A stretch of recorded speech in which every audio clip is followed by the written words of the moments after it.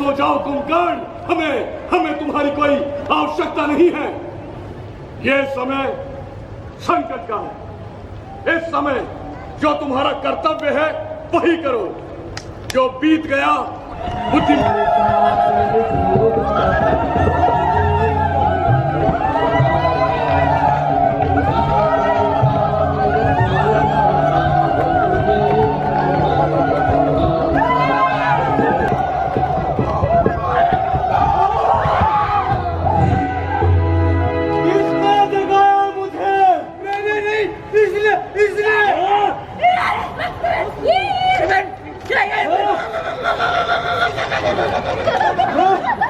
नहीं, रावण लंकेश ने आपको जगाया है। क्या? कुंभकर्ण!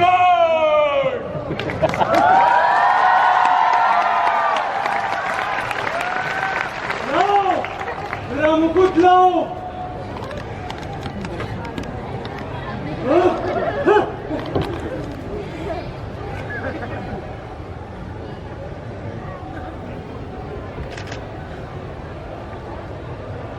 कुंभकर्ण, लंकापति महाराज रावण, ऐसी क्या समस्या आन पड़ी जो मुझे समय से पहले जगाना पड़ा? लंका में सब कुशल तो है, कोई विपत्ति तो नहीं आई? कुंभकर्ण, तुम्हारे लंबे सोने से लंका की चांदी होती है। अरे जिस लंका को रानी कहते थे आज वो बांदी होती है। कुंभकर्ण, ऐसा सोना भी क्या सोना जो जीवन सब जाए घाटों में, अरे कट जाए बहन के नाक कान और तुम पड़े रहो खर्राटों में। क्यों गई वहां पर शूर्पणखा? क्या काम भला था जाने का? कोई तो कारण होगा ही उन लड़कों से नाक कटाने का। अरे मेरे अनुचरों, लगता है मेरे भाई कुंभकर्ण की अभी भी आंख नहीं खुली है। अरे लाओ, इसके लिए मार लाओ।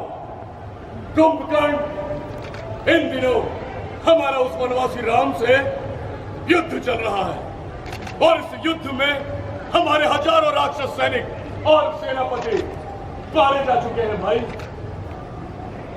इतने बड़े बड़े योद्धाओं के युद्ध में परास्त होने के पश्चात भी आपने इस बात पर ध्यान नहीं दिया भ्राता कि वीर श्री राम कौन है? कुंभकर्ण, शत्रु को रे लगाकर संबोधित मत करो। राक्षस राज रावण, आंखें बंद कर लेने से सूर्य का प्रकाश लोप नहीं हो जाता। जो तीनों लोकों में वीरता के लिए विख्यात है, उस वीर को श्री राम कहना ही पड़ेगा भैया।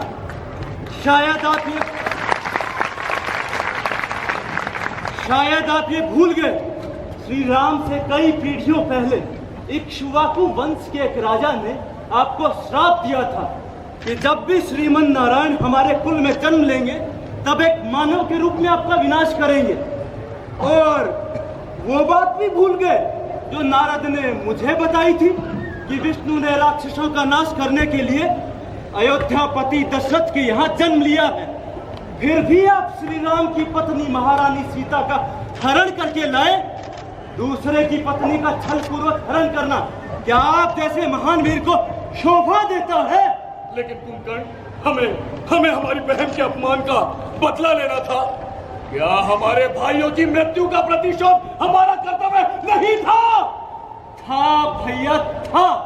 तो उस कार्य को वीरों की भांति करते, चोरों की तरह पराई स्त्री का हरण करके क्या आपका मस्तक गौरव से ऊंचा हो गया है?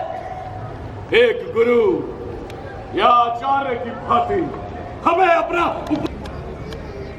भैया कुंभकर्ण, प्रणाम। विभीषण, तुझे क्या वरदान दूं? चिरंजीवी होने का वरदान तो तू स्वयं ब्रह्मा से पा चुका है।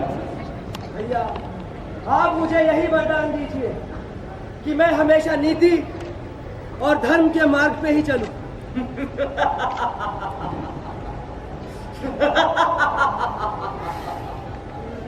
ये वरदान भी तू ब्रह्मा से पा चुका है, परंतु ऐसा लगता है कि तुम अपना धर्म विरुद्ध कार्य छुपा रहे हो। भैया, मैंने कोई भी कार्य धर्म के विरुद्ध नहीं किया है। क्या धर्म है और क्या अधर्म, इसकी व्याख्या देश और काल के साथ साथ अलग अलग होती है विभीषण। नहीं, सत्य सिर्फ एक है और वो हर काल में एक ही होता है। अपने पांडित्य से मुझे मत फरमाओ। तुमने अपने कुल को त्यागना ही अपना धर्म समझा। भैया, मैंने भैया रावण को नहीं त्यागा है, बल्कि भैया रावण ने मुझे त्यागा है। मैंने तो उन्हें समझाने की बहुत कोशिश की। विभीषण, शरीर में कोई रोग, कोई दोष आ जाए तो अपनी भुजा अपने शरीर का त्याग नहीं कर देती। अरे भाई तो भाई की भुजा होता है, तुमने भाई से अलग होकर उसकी एक भुजा ही काट दी। अगर पराजय हुई तो इसका कारण होगा तू, केवल तू होगा इसका कारण। आने वाली पीढ़ी तुझे कितना भी बड़ा धर्मात्मा और राम भक्त क्यों न माने, परंतु अपने देश, अपने कुल से विश्वासघात करने के लिए कभी भी सम्मान की दृष्टि से नहीं देखा जाएगा तुझे। अरे जिनसे मित्रता की है, उनके आचरण से कुछ तो शिक्षा ली होती। भाई के लिए भरत के त्याग को देखा होता, भाई के लिए लक्ष्मण की सेवा और समर्पण से शिक्षा लेता, तो तेरे चरित्र प्रयास का कलंक कदापि नहीं लगता विभीषण। भैया, भरत और लक्ष्मण के चरण चिन्हों पर चलने के लिए राम जैसा मर्यादा पुरुषोत्तम भाई भी होना चाहिए। भैया रावण तो अपने दम के आगे किसी को कुछ नहीं समझते। क्या बड़ा भाई भरी सभा में छोटे भाई पर लात से प्रहार करे? क्या बड़े भाई को समझाने पर उसे देशद्रोही करार दे दे? अरे अच्छे के साथ तो सभी अच्छे रहते हैं, फिर भाई भाई का रिश्ता ही क्या। अरे चला जा और अपने स्वामी राम को सावधान कर दे। आज सामना कुंभकर्ण से है। चला जा मेरे भाई, चला जा। यूं निहत्था तू मेरे सामने खड़ा मत रह। आज मुझे मेरा तेरा कुछ नहीं दिख रहा। चला जा विभीषण।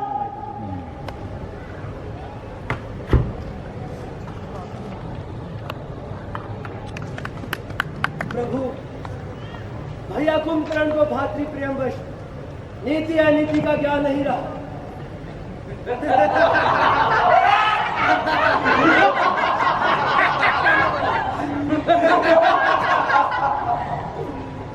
राम आ और मुझसे युद्ध कर। श्री राम से पहले तू मुझसे युद्ध कर कुंभकर्ण।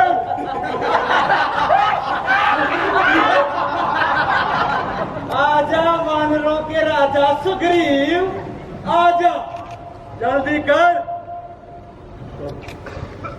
जय श्री राम।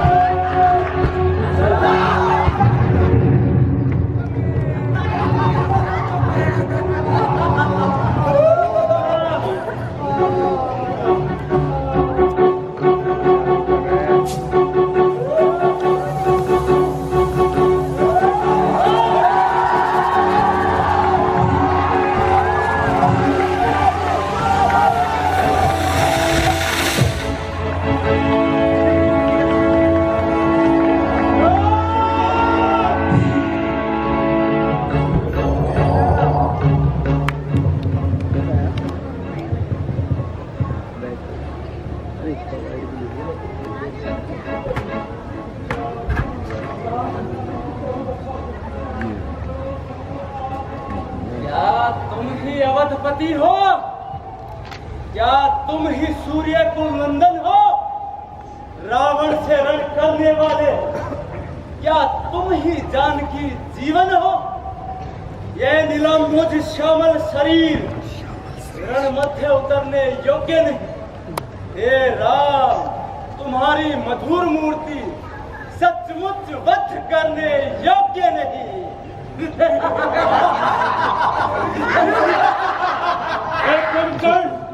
यूं बातों का तुम्हार न शोभा पाता है। रण में बातें करने वाला कायर भयभीत कहलाता है। यदि वीर हो तुम लंका के तो ममता छोड़ो प्राणों की। लो संभालो, वर्षा होती है दशरथ नंदन के बाणों की।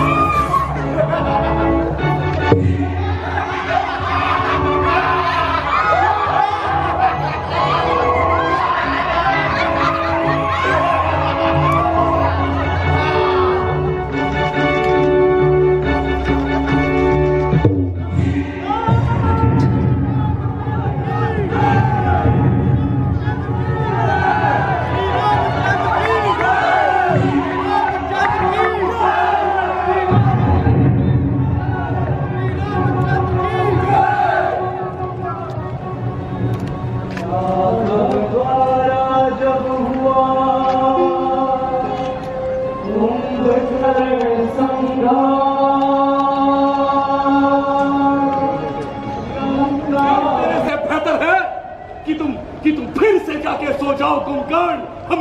हमें तुम्हारी कोई आवश्यकता नहीं है। यह समय संकट का है। इस समय जो तुम्हारा कर्तव्य है वही करो। जो बीत गया बुद्धिमान उसका शोक नहीं करते। भविष्य की चिंता कर्मयोगी नहीं करता। इस समय संकट का है। इस समय जो तुम्हारा कर्तव्य है वही करो। जो बीत गया बुद्धिमान उसका शोक नहीं करते। भविष्य की चिंता कर्मयोगी नहीं करता। इस समय इस क्षण क्या करना है इसका निर्णय आवश्यक हो जाता है कुंभकर्ण। तुम निश्चय ही कर लो कि तुम्हारा अपने बड़े भाई महाबली रावण के प्रति कोई कर्तव्य है क्या नहीं। असली भाई वही है जो संकट में भाई की सहायता करे। ये तर्क न दे। इसलिए इस समय जो तुम्हारा कर्तव्य है वही करो और इस लंका के लिए युद्ध करो भाई। इस लंका के लिए युद्ध करो। भैया, आपने मुझे ठीक तरह से समझा नहीं। मैंने जो कहा वो एक सच्चा हितैषी होने के नाते कहा। वो मेरा अधिकार भी था और कर्तव्य भी। मैं तो छोटा भाई, छोटे भाई के होते हुए बड़े भाई को कोई कष्ट नहीं होना चाहिए। मैं राम लक्ष्मण से युद्ध करूंगा।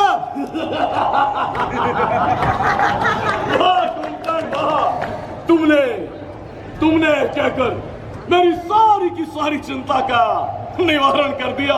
मुझे तुम पर गर्व है भाई, मुझे तुम पर गर्व है।